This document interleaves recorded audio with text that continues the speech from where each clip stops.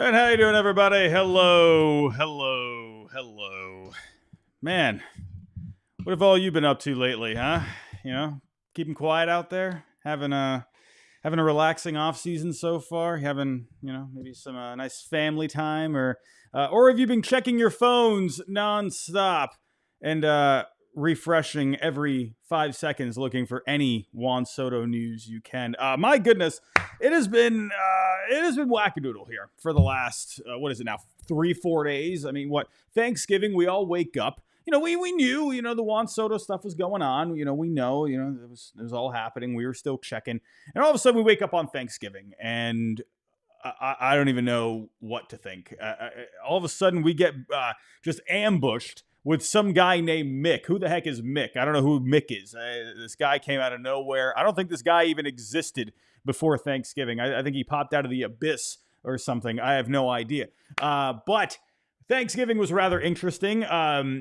Probably the most I had looked at my phone on a holiday, to be complete, especially over the last few years. I mean, let's be real here. We haven't been looking, seeing any kind of news over the last few years. Yeah, we had Trevor's story back a few years ago.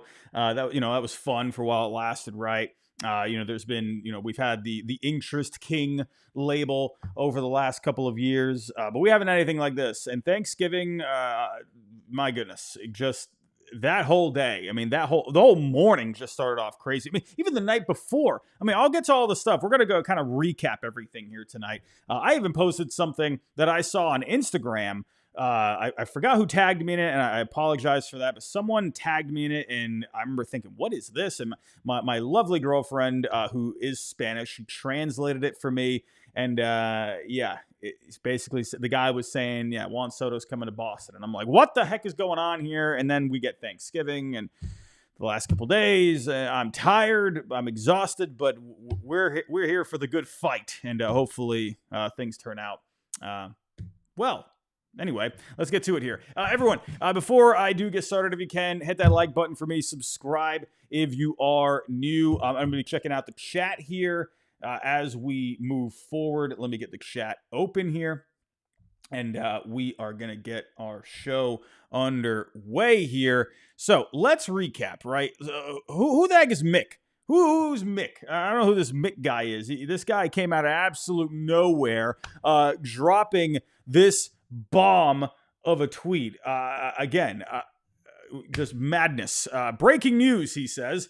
The Boston Red Sox. I'm going to point this out. Does anyone else feel this way? The first thing that caught me off guard was just the way he wrote Red Sox. I mean, please. Can we please put the space in between the red and the Sox? And please capitalize the Sox. That drove me nuts reading this. Was I the only one who was thinking this? I think I might have been. But he says here, the Boston Red Sox have signed free agent outfielder Juan Soto. Immediately, I was skeptical. I just, I don't know. Hold on one second here. I'm thinking, it's literally Thanksgiving. I mean, what are we talking about here? I mean, again, I'll always listen to anything and everything. I'll give it a chance. But this one, right off the bat, it felt weird. I wasn't sure what was going on. Anyway, let's keep going. He says here, the terms of the deal are still unknown, but I'm hearing it's 12 years with no deferred money. Well, my instant reaction to that part was, really, 12 years? That seems a little short. Coming into the offseason, I was thinking, man, this guy's going to try and get something through his age, like 40 season. And I was like, maybe you can do like 13, 14. I could see something like that. We've been getting, free agents, Bryce Harper, right? Guys like that have been signing long deals. But I'm thinking like, what, 12? I don't know. It seems a little short. And then he said, expect an official announcement to come within the next few days.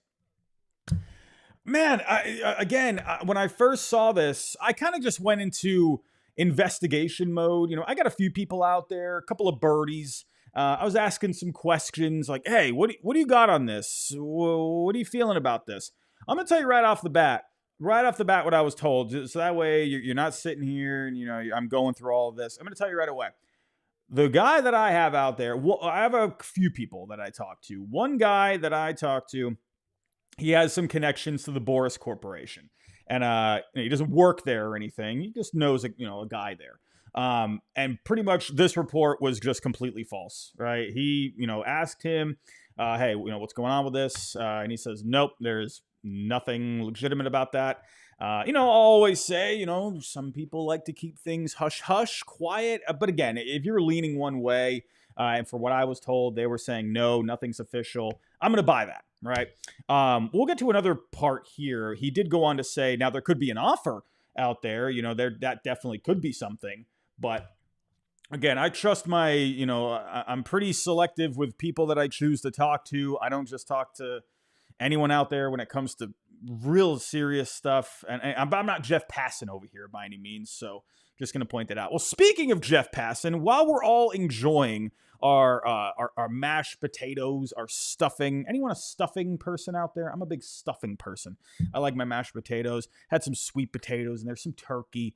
What else did I have? Some mac and cheese. I had some mac and cheese. Of course, you got to have the mac and cheese. As I'm stuffing all that down my throat, Jeff Passan literally comes out of nowhere from the top rope. And this guy, let me actually go here. He says, I'm thankful for the reporters who don't make up stories. I am also thankful that Juan Soto has not agreed to any contract, which means you can get off Twitter and go spend the holiday with your family. Happy Thanksgiving. Now, we all think this one is pretty much done at this point. Jeff Passan, he literally had to, get up from whatever he was doing to come make this tweet. I will say, though, it did get his attention. I will say that. Say what you will, but it did get his attention, right? So let's just, I thought that was interesting, right? Because Passan, he didn't have to come on and say anything. He can just let it go, right? But then again, maybe he was just trying to be a good sport, trying to help out Red Sox Nation and say, okay, you guys can relax here. But then again, it did catch his attention. I'll say that. He didn't have to do that. Anyway, but moving on here. Then, I forget where that tweet was. I believe he ended up answering Jeff Passan saying, let me find that one really quick. He said to or he retweeted Jeff Passan. Let me find it here. Mr. Mick. Who the heck is Mick? He's been tweeting a lot over the last few days. I don't know what the deal is here. He said here, what do we got? I can't find it. Even Jared Carabas came out and said, I've seen the Mick report. Don't know if it's true. Just over here trying to eat dessert early and fantasize about Juan Soto on my baseball team. I think all of us were fantasizing about that. Now, here was the report. This is the one I was looking for. Mick says, this is a family-friendly show. I'm not gonna use bad language. Whatever. Don't be an a-hole, he says, because you got caught with your pants down. Soto to Boston. I mean, listen, he went at him. He took a swift jab at Juan Soto with that. I tweeted, I was having so much fun with all of this. There were so many memes. I was laughing at so much stuff out there. I put a couple of my own potato brain thoughts out there. And I literally thought to myself, anytime I'll see like memes and stuff about Thanksgiving, especially, people, fighting or whatever on Thanksgiving, whatever people say, instead of get these hands, they'll say get these hams. I'm thinking literally these guys are literally using the phrase get these hams over this whole thing. My goodness. But hey, he doubled down on this. He stuck to his guns. So I'll give him that. At the end of the day, whatever you think of Mick, who the heck is Mick? I mean, who knows what the end game here is? I think that's the one thing we all want to know. I think we all want to know, what is the end game? Is this real? Is there something he knows? Or is it, he's been saying a lot to people, I'm just doing journalism. I don't know. When it comes to the Barstool Sports people, and I don't know, they tend to they go for the clicks a lot, right? I don't know. It's kind of hard to read. He did get one thing I did leave out. He did tweet out about the Bruins head coach getting fired. Now, I did see some other people counter towards that, saying he had been pretty much saying that every game they were losing, and he just, kept guessing at it, and he got it right. But then there was also the, look at that, Frankie Montas and the Mets. The Mets have made a splash, ladies and gentlemen. The Mets have made a splash. Frankie Montas going to the Mets, 2 years, $34 million. Interesting. Frankie Montas. That's interesting. Frankie Montas? Interesting. I don't know what to think about that one. That's, I'm going to have to process that a little bit because Montas, he did show some good things last year. Now, funny enough, Montas went to the Brewers. You know, David Stearns was with the Brewers. So I don't know. Could there be some sort of a connection there? I don't know. That's an interesting one. Frankie Montas going to the New York Mets. I guess the Mets are out on Soto. I'm kidding. I'm joking. Anyway, back to this. But Mick, you know, he had the Kristaps Porzingis thing with the Celtics. I don't know. You know, yeah, that's a couple of local reports. Yes, I know the Red Sox are local, but this is Juan Soto we're talking about. This is, you know, yes, this is obviously the Red Sox are obviously local for Mick. But this is Juan Soto. This is a much higher level than just putting out there that Kristaps Porzingis is in the starting lineup. This is a whole nother ball game. No pun intended. This is Scott Boras you're talking about. Big money. Probably, you know, this is going to end up being the biggest free agent contract of all time. Right? In terms of, you know, length and present day value. You know, Ohtani had the 10-year, $700 million, but this is a different case here. I don't know, man. I just find it very odd that all of a sudden, you know, just some random guy, who the heck is Mick, just came out with this. It was very odd. But he did go on to say here, he tripled down, he quadrupled down. He says here, I understand people are on edge and might be skeptical of the report. I'm told Soto will be in Boston this weekend, making everything official. I'd be stunned if we didn't get a team announcement by the middle of next week. Juan Soto is a Boston Red Sox. Again, he didn't put the space between the Red Sox. He did the capitalization, but he didn't put the space. That's what I almost wonder. Is that if this whole thing is a troll, if this whole thing was just whatever, is this a clue that he's not spelling Red Sox, like he's not using the correct grammar with it? I'm just pointing that out. You know, I'm just saying, is that a sign? I don't know. Because I know I've seen other Red Sox fans, you know, kind of get on about that. Anyway, but with Mick,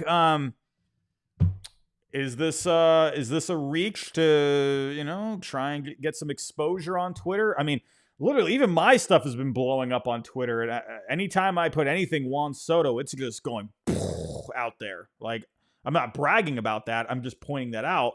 I don't know. It just feels like you put out anything about Soto at this point and you're going to get some kind of traction. Could this be a traction get? I don't know. I don't know who he knows. My thinking behind this is, if I always feel like the answer could be somewhere in the middle, right? I wonder if maybe he knows someone out there. Maybe he heard something and it's possible he ran with it. I don't know. I really don't know what the right answer is. At the end of the day, only time is going to tell.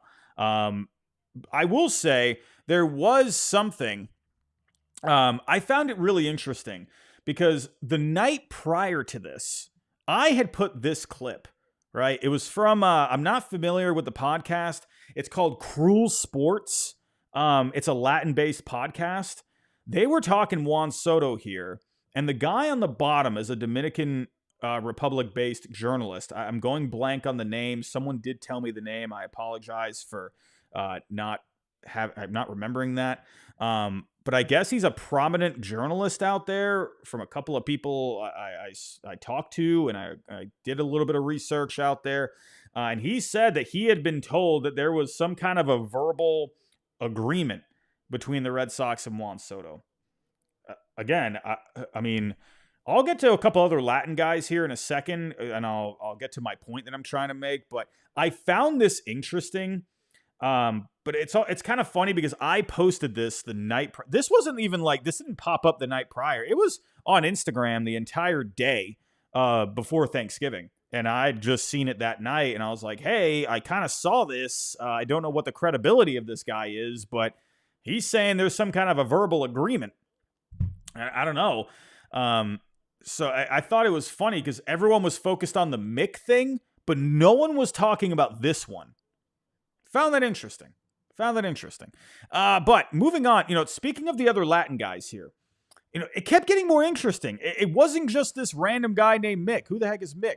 He says here, Mike Deportes or Mike Rodriguez. He says, I finished a call and sources from Boston informed me that the player talked for more than an hour with Rafael Devers about the team. There is a 12-year offer, which that does line up with the original tweet that Mick put out. Just pointing that out. For around $50 million per season, Juan Soto is interested in the idea of going to the Red Sox. Currently, the Red Sox are a strong contender for the outfielder. Now, we got something from Hector Gomez. He followed up on this. He said, I'm hearing a 13-year, $625 million offer. Listen, Hector Gomez, I know, here's the thing. This is one thing I noticed on Twitterland. There are guys where, they could put out some stuff that's, that's right before. They've hit on stuff before, but if they get something wrong, or if they get a couple of things wrong, people zero in on that. I noticed that a lot. Hector Gomez, he's put out a couple of things before. One example that people keep bringing up is the Francisco Alvarez extension. He put out that they were getting close to it. It ended up not happening. It's not like the guy said that they signed him to an extension. He said that they were getting close. Things can always happen in negotiations, right? Something can change, something can come up, something can hit a snag. But Gomez did put that out there, and people still keep bringing that up. I saw a lot of Mets fans bringing that up, and it's like, all right, guys, yeah, it didn't come true, but I'm sure the guy heard something, right? He has put out stuff before where it has been right. I don't know. I'm just saying. Even Jared Carabas, he's a supporter of Hector Gomez, right? He's gotten stuff right before. So I don't know. I just don't like it when they have a decent track record, but people just focus on the negatives because they don't like the outcome. It's funny how that always works, right? Anyway, but Hector Gomez. He said 13-year, $625 million offer. Listen, I saw this and I said, yeah, I kind of believe this a little bit because it had been reported the Red Sox had made an offer. There was another report that they made a follow-up offer. I still remember that too. People were saying, oh, they had to make a follow-up offer. I guess their first offer must have been terrible. So they probably made another offer. They increased it by like $200. I'm like thinking, God, do people just yap? Like, do they just these yappers out there? The people that call the people the yappers, they're actually the yappers themselves. It's like, listen, I believed this because, again, the reports had said that the Red Sox have made an offer, and we've been hearing since the get-go, go back a couple of months, we didn't think the Red Sox were going to get involved in something like this. After how the last few years have gone, after, all the quiet off season that we had last year, a couple of years ago, not really too much. Yeah, you're thinking, all right, yeah, you're hearing the Mets, go back to the Yankees, Dodgers, right? But the Red Sox, they're probably, we think they're going to have a good off season. They go after Teoscar, they, go after Fried. We think they're going to spend, but Juan Soto, we didn't call that. But once we got the reports of this, it kind of dawned on me. It dawned on me in a huge way. I'm thinking, you know what? Why didn't I think of this before? Go back to 2004. Urgency. Brought in Kurt Schilling, signed Keith Folk. Traded Nomar Garcia-Parra for crying out loud. I mean, John Henry, John Henry had to sign off on something like that. And he said, all right, let's do it. Let's do it, right? 2007, good farm system. Everything had really come together in that farm system. You had Jacoby Ellsbury knocking on the door going into that year.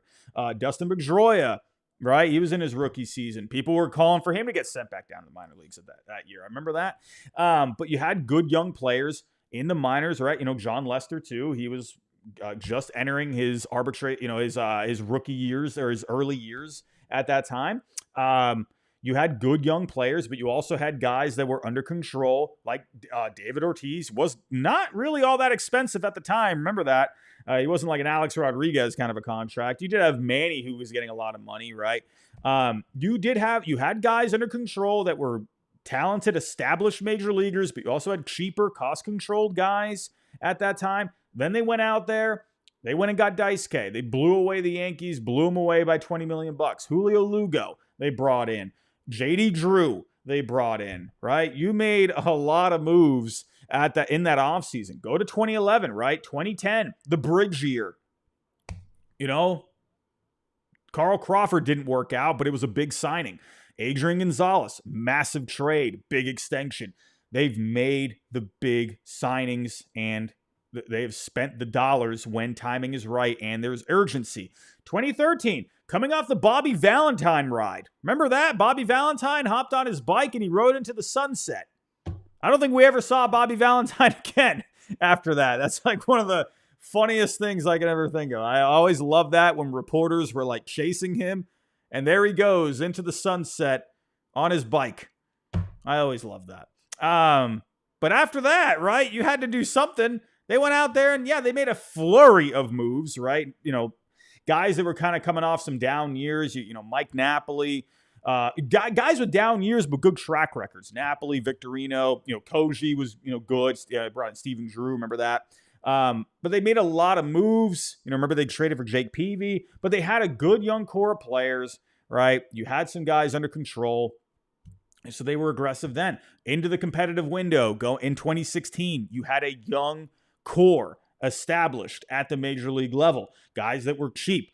Mookie Betts, Xander Bogaerts, Rafael Devers wasn't too far away. He was part of that minor league system going into 2016, right?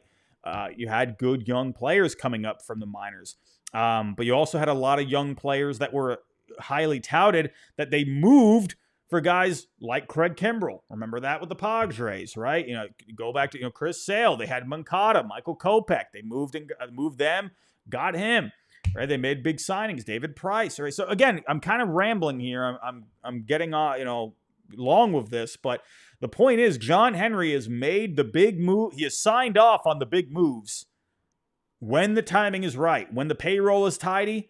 He does it, and it dawned on me when we started hearing all this interest. I'm like, why didn't I think of this? Because yes, but the only thing that held me back is we hadn't gone after a generational player like this. How many times have we seen the comparison with Ted Williams? You hear Juan Soto's the modern day Ted Williams, right? Funny enough, Juan Soto and Ted Williams, they're right there when it comes to wins above replacement through their age 25 seasons. Obviously, Ted Williams, he went away, for military service, right? So that comes into play a little bit. But, Soto is neck and neck with Ted Williams at this point in his career. Again, it's not surprising. And I see people all the time on Twitter, Mets fans, Yankee fans, Dodger fans, whatever it may be. The Red Sox aren't serious. They're not a serious franchise. They're not going to spend the money. John Henry's a joke. He's not going to. It's like, do you know what this guy has done? I'm not trying to be, Homer for my Red Sox here, but he has done this. It's not new. It's not anything crazy or groundbreaking. The only thing different was that the magnitude of the player. That was the only thing where I was like, is he really going to put all his chips in? I don't know. When I see this kind of a report, a 13-year, $625 million offer, that's a moving a lot of the chips, if you ask me. Whatever kind of chips you want. Poker chips, potato chips, I don't know. Put all the chips. That's a lot of chips, if you ask me. Marino Pepin, he just came out here. I mean, look at this. He put this at, what is it? What time is it right now? It's 11:09, 2 hours ago on the dot. He says here, I know people get on to Marino Pepin because of the Xander Bogaerts thing. But again, he said a few years ago, there was momentum building for him to come back. The Padres tried to get Aaron Judge. They tried to get Trey Turner. They were looking to just throw $400 million at someone. Xander Bogaerts was right there. They didn't get Trey Turner. They said, hey, Bogaerts, we're going to give you an 11-year deal. What, 280 or whatever it was, 275? Come to San Diego. Bogaerts would have been insane to turn that down. The Red Sox absolutely should have walked away at that. Sorry, but no. An 11-year deal, for a guy that you were starting to see a little bit of depreciation. No offense, I love Xander Bogaerts, but the numbers don't lie. But people got on to Marino about it, right? And I know there's been some other things too. I know, whatever. But people got onto him. saying, oh, he was going to come back to the Red Sox. And now everyone gives him that. They get onto him for that. It's like, he never said that he was signed. He never said it was a done deal. I mean, maybe he might have suggested it a little bit, but I'd have to go back to the exact tweets. Anyway, but people get on to Marino.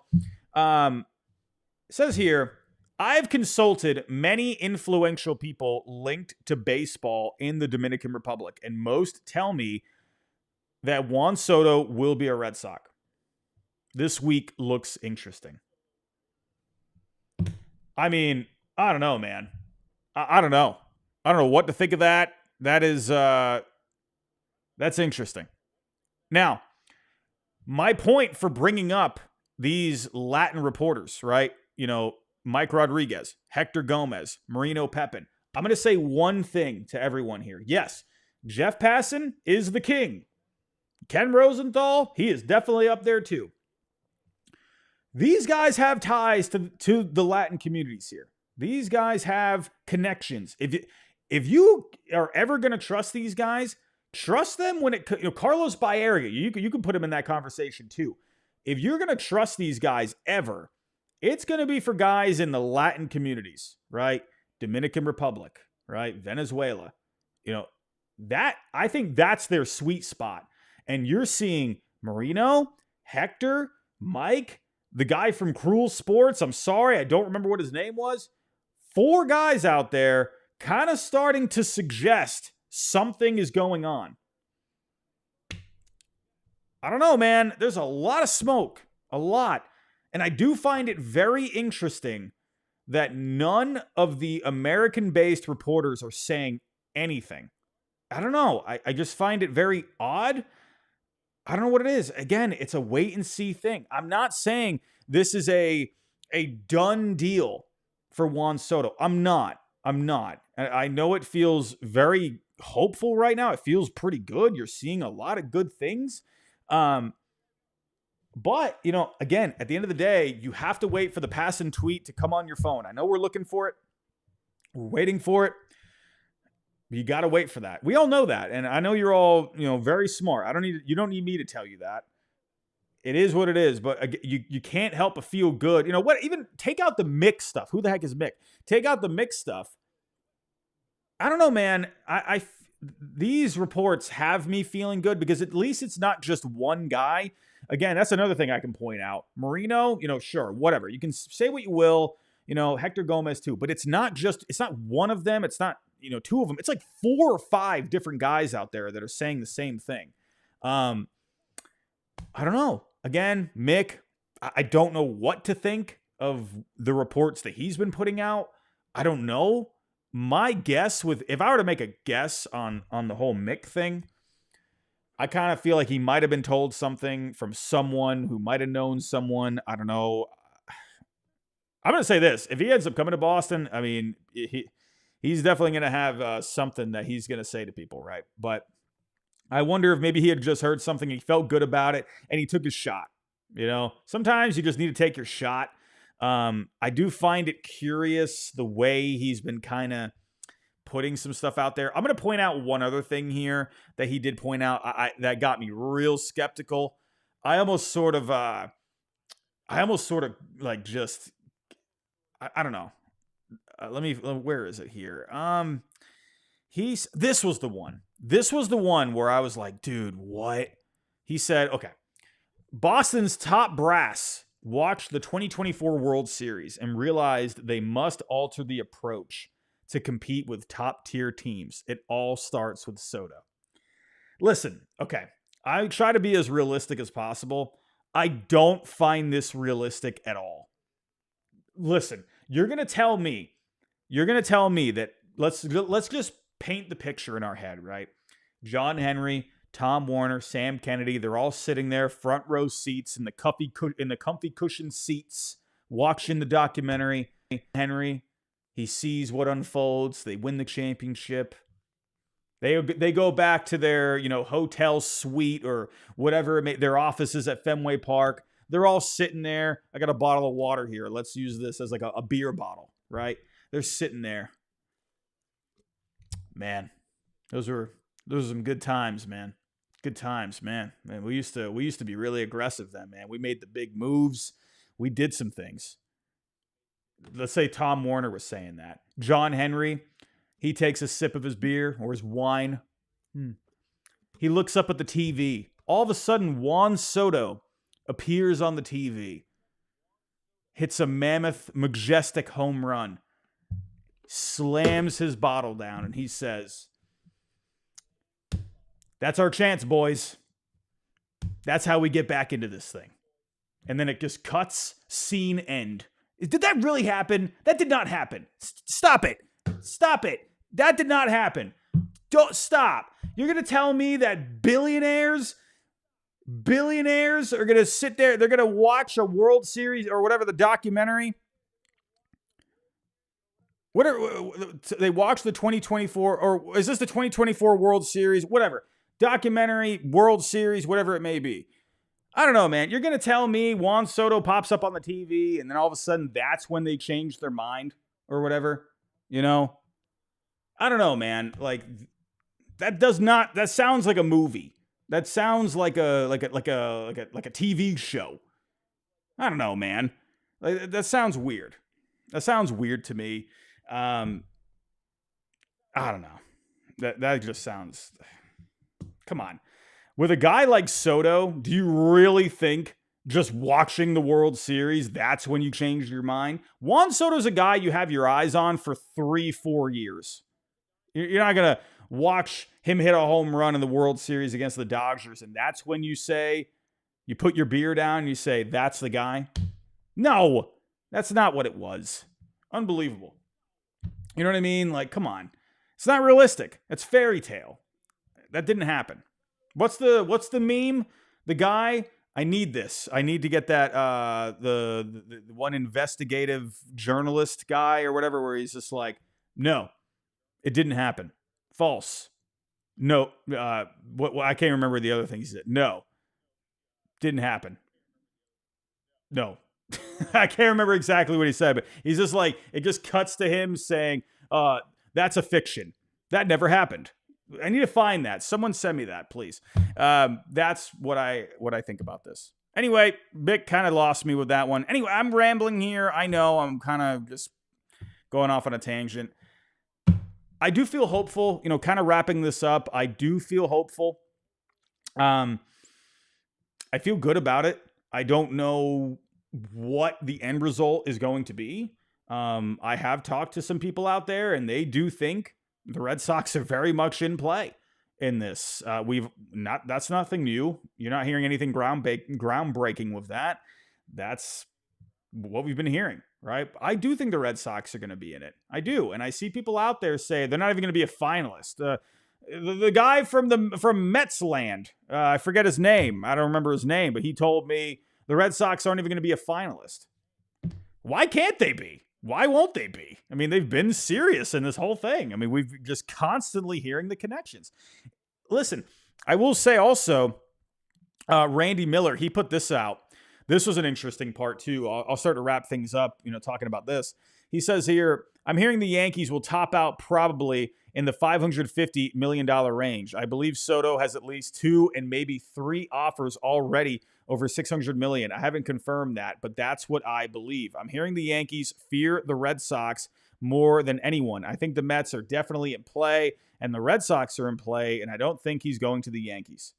Miller noted that he thinks the Yankees will finish 4th in the Soto bidding. Now, the one thing I've been seeing with Randy Miller, again, and this comes from Mets fans. This comes from the Yankee fans, sorry. He said Aaron Judge was going to go to the Giants. Well, that was his opinion. Go back to when he was saying that. It was an opinion. And listen, Aaron Judge, I know he said the phrase, it was always New York, blah, blah, blah. At one point, it did not look like that. It looked like it was the Giants.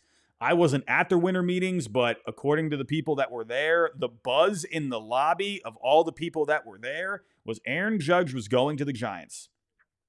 Literally, like Susan Slusser put it out there. Arson Judge went to the Giants. It was this close to happening. And then all of a sudden, Hal Steinbrenner made the call. He matched the offer, and he got it done. Right? Listen, Randy Miller, he says here, they're in the $550 million range. I don't think that's going to be the case. I do think the Yankees are going to put forth a strong offer at the end.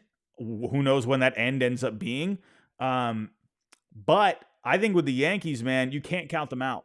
You cannot. I think that would be silly to. Just like the Dodgers, man. The Dodgers, they've been spending all the money. The Yankees, they got the money too. They could absolutely call Soto up and say, hey, you know what? Listen, this is what we hear. This is what you got. You got this from the whatever the top offer, whether that's from the Red Sox or the Mets. We'll match that. We want you back. We want you to hear in pinstripes for the rest of your career. You can't count them out from doing that. He did that with Aaron Judge. I will say, though, it's a little different in this case. This is more money. This is more years than Aaron Judge. But you also got to think, too, the Yankees, I will point this out. I don't know if people remember what that Yankee team would have looked like without Aaron Judge. If you did not bring back Aaron Judge, that Yankee lineup would have stunk. It would remember that the lineup was Aaron Judge, basically. You needed to bring him back. There was no way you couldn't let him go. In this case, the Yankees, they got a few other pieces in this lineup now compared to what the lineup was at the time. But the Yankees also have some holes. First base, third base, bullpen needs something. You could maybe even make a move in the rotation, right? You have some holes to fill. $50 million is going to be a lot for one player. I don't know. I wonder if the Yankees want to spread that out a little bit and just wait out some of these guys that are coming off the payroll. I guarantee they can't wait for Stan to come off that payroll. I can't even imagine how much they want that to come off. You got Rodon, right? They got a lot of money tied up already, and you have to address other areas. Sure, yeah, you can bring in Soto. You can go the Dodger route where you're just spending a ton of money, right? But you're going to be looking at a lot, and the Yankees have been over that luxury tax for a bit. And I know that is something that they are a little bit cautious of. Yeah, they've gone over it the last couple of years, and they got to a World Series this year. And in the end, it just didn't work out. I don't know. I just wonder how far they're willing to go. I don't know. Again, the Mets, you can't count them out, but now they got Frankie Montas, everybody. I don't know, man. I don't know. Does that? I'm kidding. It does not take them out of the Juan Soto picture. Stop it. Could you imagine, though, man? Could you imagine? I remember coming into this offseason, Mets fans, we're going to get Soto. We're going to get Burns. We're going to get that guy, this guy, everyone. Everyone. And could you imagine if they have an offseason where you don't get Soto, Alonso maybe goes elsewhere? I think Alonso has a good chance of going back there if Soto doesn't go there. Could you imagine, though, you have an offseason where Soto goes somewhere else, Alonso goes elsewhere, and then your pickups are Frankie Montas and, I don't know, bring back, Michael Conforto or something. Could you imagine if that's what the Mets offseason ends up being? Oh, man. Anyway, this is a Red Sox show. I feel confident about this, everyone. If you were to ask me my honest opinion, I do. I feel better about it than I ever have, or than I have recently for anything. I don't know how much that says, but, going back over the years, in a way, it kind of reminds me of the Dice K thing, right? With Dice K, where all eyes and ears were on whether or not, they were going to get the deal done. And you were reading so much speculation, and then it ended up getting done. It kind of almost reminds me of that in a way, except we're not tracking any planes at this point. But then again, I really hope this doesn't end up being some kind of just a nothing burger. I think in the end, the Red Sox, whatever ends up happening, the effort will do think in the end. Is it going to be enough, though? It's hard not to feel good about it with all of this. I don't know. We'll see, everyone. We'll see. But everyone, I'm going to wrap it up there. This has been a record stream for the channel. We're over 300 people in this chat. That is a record, so thank you for that. If you are new, think about subscribing, right? We're getting to 2,000 subscribers. We are on our way, but everyone, we will be live here. You better bet your buns that we'll be live here tomorrow night, Tuesday night, Wednesday night, Thursday night. We're going to be live here until the fat lady sings. Or Juan Soto signs. We'll be live anyway, no matter what. But everyone, I'm going to wrap it up there. Thank you. I appreciate it. I saw a lot of people in this chat tonight. You guys are hot. You are ready. Man, oh man, I've got some Yankee fans in here. Thank you for that, everyone. But let's see. New day tomorrow. Monday is always a pretty hot day when it comes to reports. I know I'm going to be waking up bright and early tomorrow to see what the heck is going on out there. Be ready, everyone. Get your notifications turned on. I don't know. My guess, if you were to ask me when this could end up, I do think it gets done this week. If you were to ask me my prediction, timing-wise, I don't know. It just feels like it's getting hot here. Feels like something's happening. I don't know if something's going to happen tomorrow, Tuesday. I don't know. I feel like by the end of this week, we'll have an answer. It just feels like it. I got a good, I don't know. I got a feeling about that. Now, I don't know anything. Don't think I know something. I don't. But that's just kind of the feeling I'm getting. I feel like there's a lot of smoke just waiting for that fire. But yeah. Everyone, I'm going to wrap it up there. I feel like I'm rambling at this point. But we'll see. Hey, JR, watching from Alaska. Thank you, my friend. I appreciate that. How's the weather there? I'm sure it's cold. I'm in Florida. Believe it or not, everyone, I know I'm a Red Sox channel, but yes, I do reside in Florida. I grew up in Massachusetts. So I moved to Florida when I was around 13. So I lived in Worcester, Mass. So yeah, Florida, it's still getting a little chilly here.